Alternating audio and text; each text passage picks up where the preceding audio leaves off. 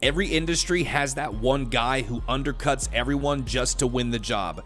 You know the type, the cheapest bid, the lowest price, the I can do it for half contractor. It looks like a deal at first, but that cheap price comes with a big cost, not just to the customer, but to the entire market. And that's why in today's video, I'm breaking down 5 solid reasons why the cheapest guy ruins it for everyone.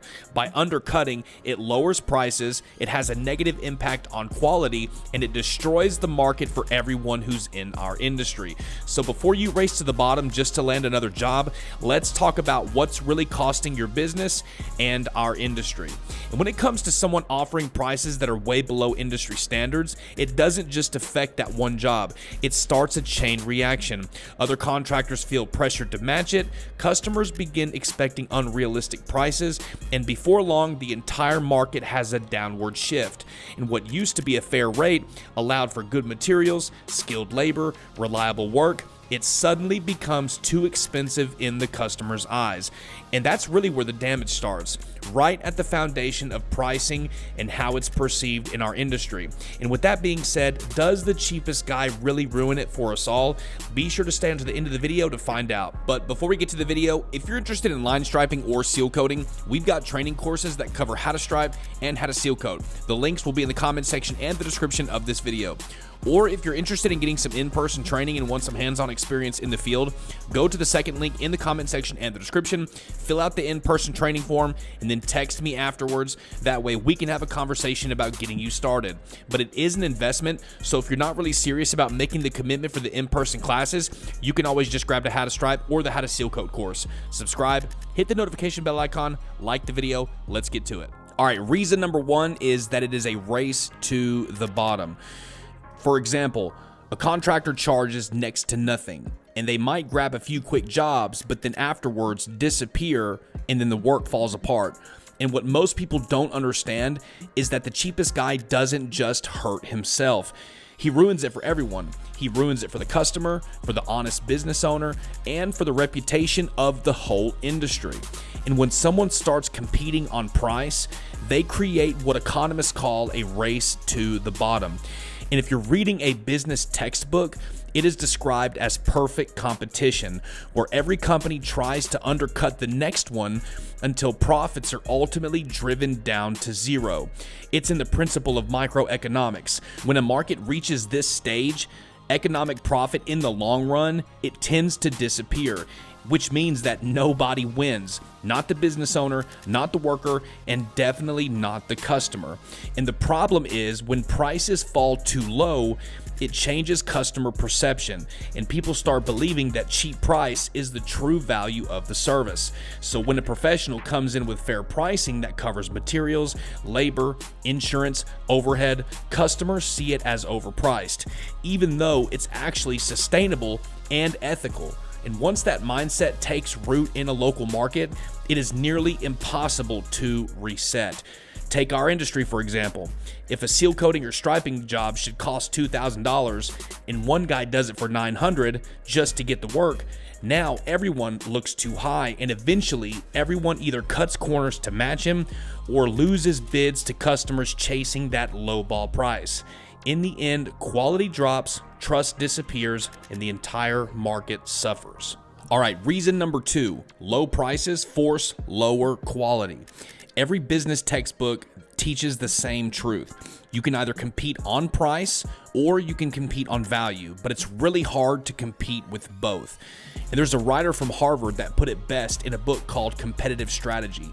And he said trying to compete both on cost and differentiation is going to lead to being stuck in the middle. And when you lower your prices beyond what is sustainable, it forces you to make up the difference elsewhere with cheaper materials, faster labor, less prep, no warranty, fill in the blank.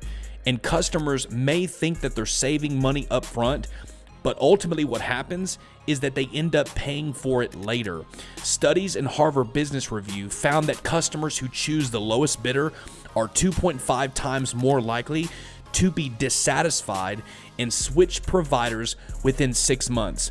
That means that cheap work does not build relationships, it just creates a cycle of disappointment. And worse yet, when those same customers get burned, they assume that everyone in the trade is unreliable. One bad contractor who cuts corners will cause an entire market of professionals to lose credibility overnight. Think about this. And if a property manager pays a cheap guy for a striping job and it fades out in 2 months, next time they'll hesitate to trust anyone, even good companies.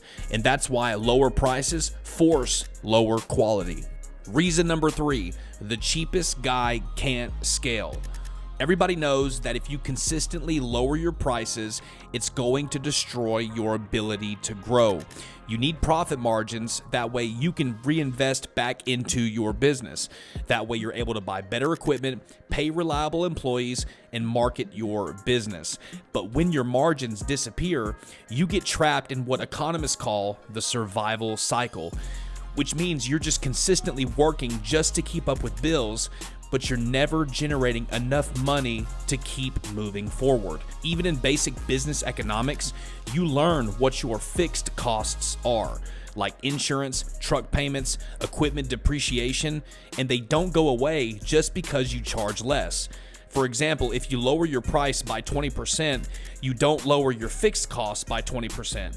You just cut your profit margin to zero, and you're essentially working for free, in many cases, losing money without ever even realizing it. And that's why the cheap guys can never scale. They can't afford employees, they can't afford marketing or system their prices because they don't leave room for it. And eventually, they burn out, both physically and financially. Meanwhile, the professionals who charge properly build steady, scalable businesses that actually last. Reason number 4, it damages market expectations, because the cheapest guy is also distorting what customers are expecting to pay. Economists call this the anchoring effect. Basically, the first price that a customer hears becomes the mental anchor for what they think something should cost. So if one contractor throws out a ridiculously low number, every other estimate gets compared to that, even if the professional bids are more accurate in pricing.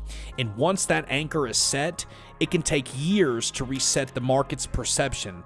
And there are markets right now, especially in residential seal coating or small commercial striping, where fly-by-night operators have driven prices down by 30 to 40%.